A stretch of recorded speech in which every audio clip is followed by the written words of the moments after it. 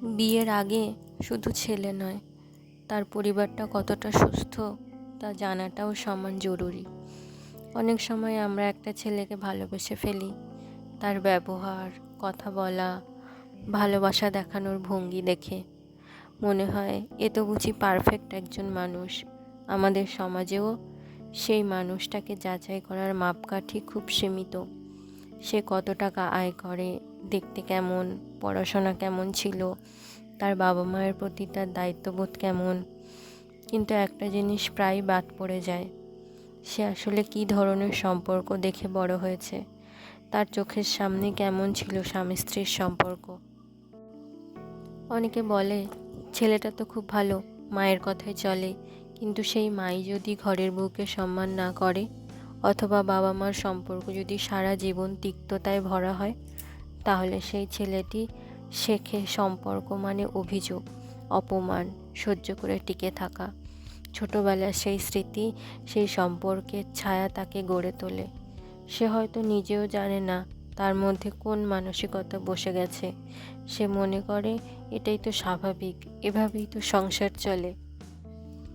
তাই এমন একটা পরিবারে বড় হওয়া ছেলে যতই আধুনিক হোক, যতই ভালোবাসুক, একটা সময় গিয়ে তার ভেতরের বিষাক্ত শিক্ষা আচরণে ফুটে উঠবেই।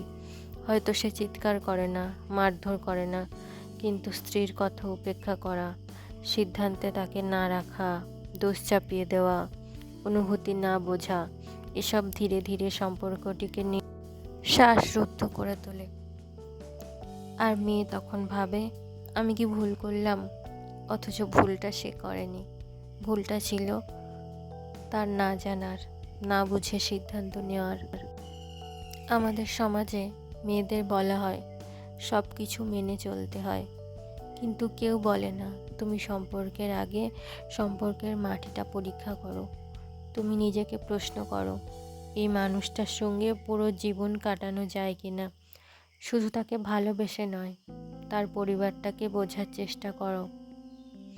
কারণ একটা পরিবার যেমন শিশুকে গড়ে তোলে, ঠিক তেমনই সেই পরিবার ভবিষ্যতের সম্পর্কের ছায়াও হয়ে দাঁড়ায়।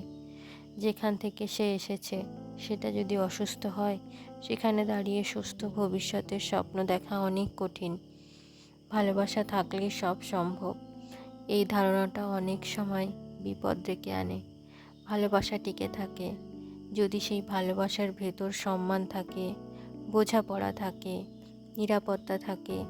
আর সেটা তখনই আসে যখন মানুষটা ছোটবেলা থেকে এসব শিক্ষা নিয়ে আসে।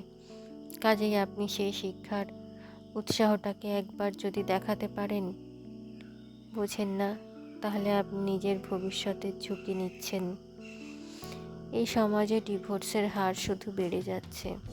এই কারণেই নয় যে মানুষ বদলে যাচ্ছে, বরং মানুষ অনেক আগে থেকেই মানসিকভাবে প্রস্তুত ছিল না একটি সুস্থ সম্পর্কের জন্য। আর মেয়েরা অনেক সময় শুধু ছেলেকে দেখে, পরিবারটা না দেখে বিয়েতে রাজি হয়ে যায়, অথচ সম্পর্কটা কেবল দুজনেরই নয়, বরং দুইটি দৃষ্টিভঙ্গির, দুটি সংস্কৃতির, দুটি মানসিকতার শিক্ষার পরিচয়। তাই এখনও সময় আছে।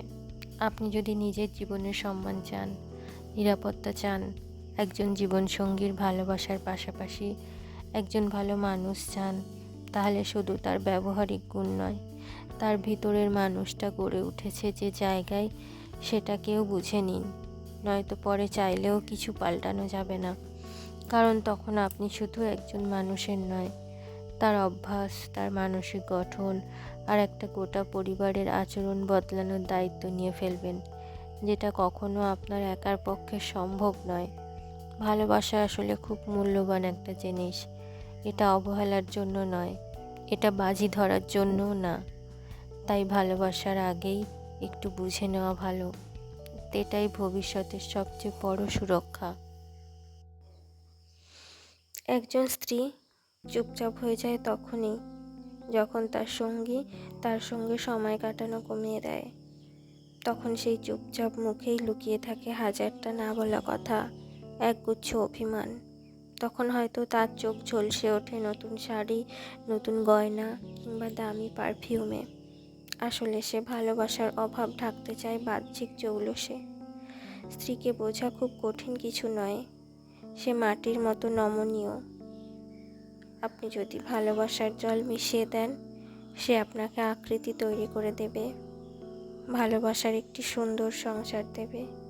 স্ত্রীকে জিতিয়ে দামি উপহার লাগে না, প্রয়োজন শুধু পাশে দাঁড়ানো, সারাদিন কাজের পর একটুখানি আদর, একটু সাহায্য, আর বলা, আজও অনেক কষ্ট করেছ। এই কথাগুলোই তার কাছে রাজকীয় উপহারের সমান। রাতের খাবার শেষে একসঙ্গে ছাদে বসে দুজনে বলা, রাস্তার ধারের এক প্লেট ফুচকা খাওয়া, অথবা একটা 15 টাকার গোলাপ, এই সবই তার চোখে প্রেমের আলপনা ছোঁয়ায়। স্ত্রী চায় না কোনো বিলাসী গাড়ি, সে চায় আপনি মাঝে মাঝে তার হাত ধরে শহরের অলিগলি ধরে হাঁটুন, রিকশায় বসে চুপচাপ আকাশ দেখুন। ভালোবাসা কখনোই দামের মাপকাঠিতে ধরা যায় না। ভালোবাসা লুকিয়ে থাকে সহজ মুহূর্তে, ছোট ছোট অভ্যাসে, এক কাপ চা ভাগ করে খাওয়াতে। আপনি যদি স্ত্রীকে বোঝেন, তাকে সময় দেন, শ্রদ্ধা করেন, তবে সংসার কখনো যুদ্ধক্ষেত্র হয় না, হয়ে ওঠে এক টুকরো শান্তির আশ্রয়। একজন স্ত্রীকে ভালোবাসা মানেই তাকে মানুষের মতো মর্যাদা দেওয়া, আর সেটাই সবচেয়ে দামি উপহার, তাই না? মনের কথাগুলো এভাবেই তোমাদেরকে বলে শান্তি পাই। সারাদিনের কাজকর্মের পরে তোমাদের সাথে একটু কথা বলি, এটাই আমার শান্তির জায়গা। সবাই সমান না, সব পরিবারও সমান না, সব মানুষও সমান না, কিন্তু এগুলো ঘটে, অনেকের সাথেই বাস্তবে ঘটে, কারোর সাথে বেশি, কারোর সাথে কম। তো যাই হোক, অনেক বক বক করলাম।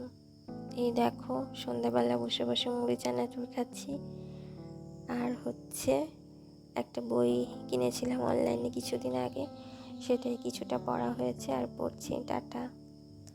আর এই আমাদের এখানে বিজয় মিছিল, যেহেতু আমাদের সরকার পাল্টেছে, তো সেই জন্য কীরকম র্যালি বেরিয়েছে দেখো, সেটাই একটুখানি ভিডিও করে তোমাদের সাথে শেয়ার করলাম।